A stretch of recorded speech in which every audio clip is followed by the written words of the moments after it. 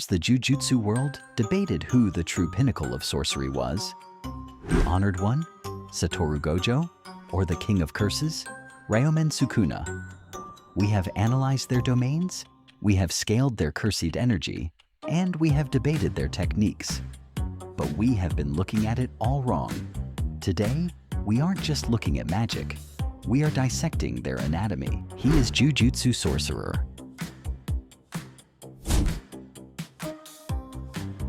What happens when a human brain is forced to process the infinite? And how does a four-armed, two-mouthed entity defy the very laws of biomechanics without collapsing under its own weight?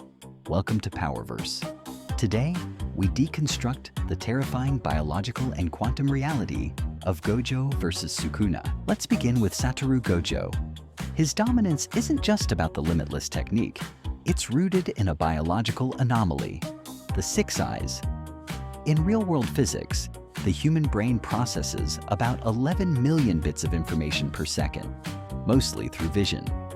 But Gojo's eyes perceive the world at an atomic level.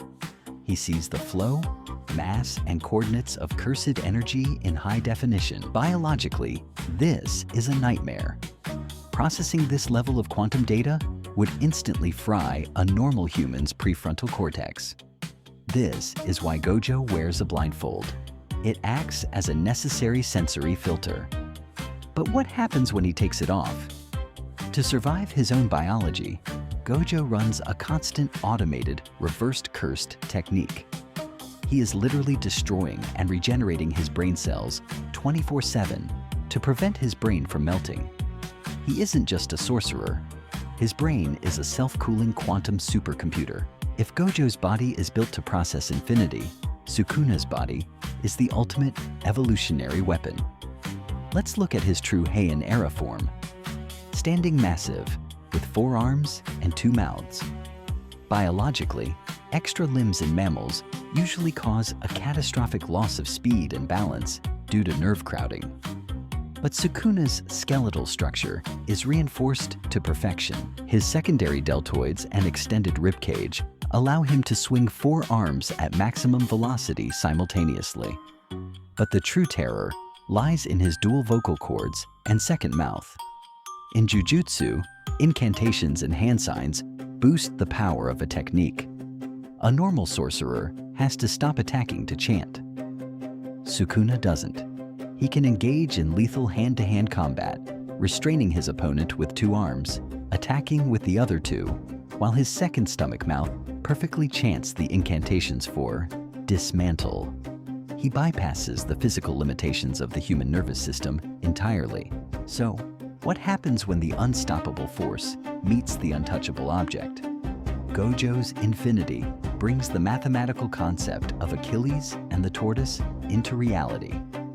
He divides the space between him and his opponent infinitely. You never actually hit Gojo, you just run out of space. Biologically, Gojo is manipulating the atomic coordinates around his body, but Sukuna's adaptation is terrifying. To bypass infinity, Sukuna didn't aim for Gojo's body. He altered the targeting parameters of his cursed technique. The world-cutting slash doesn't travel through space. It targets the very coordinate of existence itself. It doesn't matter if there is infinite space between them if the canvas of reality that Gojo is standing on is cut in half. In the end, Satoru Gojo pushed the limits of human biology and quantum physics to become a god.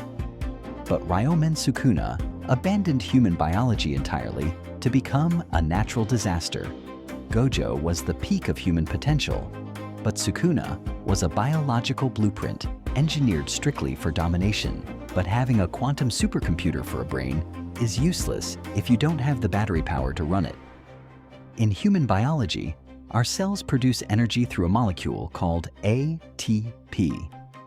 But sorcerers run on a different metabolic engine, negative emotion converted into cursed energy. Normally, this process is highly inefficient. When an average sorcerer uses a technique, a massive amount of cursed energy bleeds out into the atmosphere, wasted as thermal exhaust. This is where Satoru Gojo breaks the laws of thermodynamics.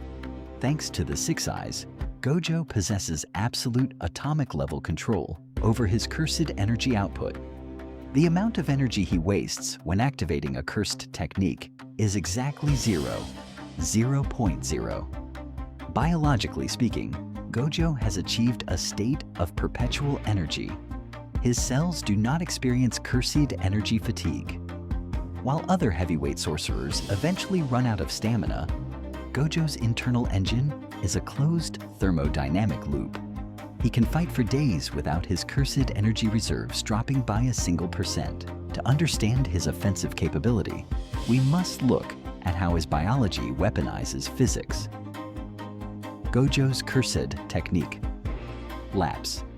Blue creates a localized gravitational singularity.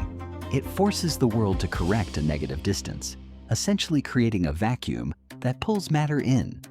His reversal. Red does the exact opposite, creating an explosive, repulsive force. But when his brain calculates the simultaneous fusion of blue and red, he creates hollow purple. This isn't just a laser beam. This is the creation of imaginary mass. In theoretical physics, imaginary mass tachyons move faster than light and disrupt the very fabric of space-time. When hollow purple travels, it doesn't just burn or smash its target. It deletes the atomic structure of whatever it touches from existence. Gojo's brain is literally calculating the math of a black hole and a supernova simultaneously, condensing it and firing it from his fingertips. If Gojo's attacks are about manipulating space-time, Sukuna's mastery lies in his neurological processing speed. Let's examine his domain expansion, Malevolent Shrine. A normal domain requires a closed barrier, a separate pocket dimension to trap the opponent. Creating a domain without a barrier is described as painting a masterpiece not on a canvas, but on thin air.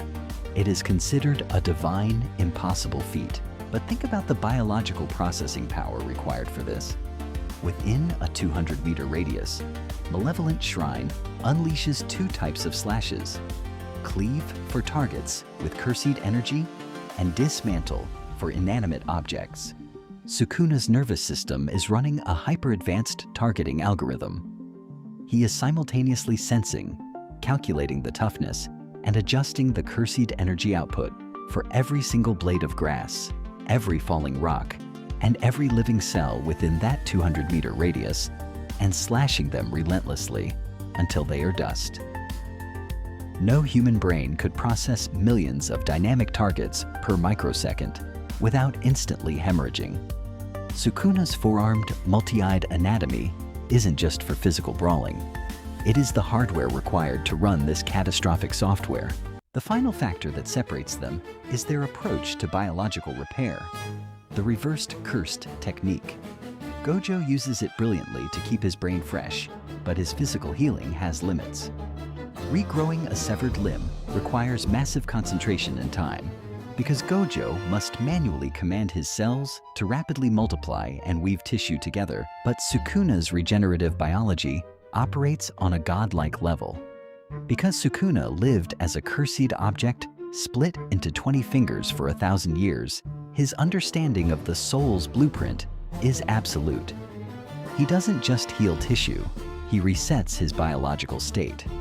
When Sukuna loses a hand, he doesn't just grow it back, he forces reality to match the blueprint of his soul, resulting in instantaneous, flash cloning regeneration. He can even output this positive energy to heal others, a feat Gojo never achieved. Satoru Gojo heals like a masterful surgeon. Ryomen Sukuna heals like a biological 3D printer. But what do you think? Was Gojo's biological supercomputer superior? Or does Sukuna's anatomical perfection make him the true king? Drop your vote in the comments below. The debate doesn't end here. Subscribe to PowerVerse and join us as we continue to dissect the strongest beings in anime history. Until next time.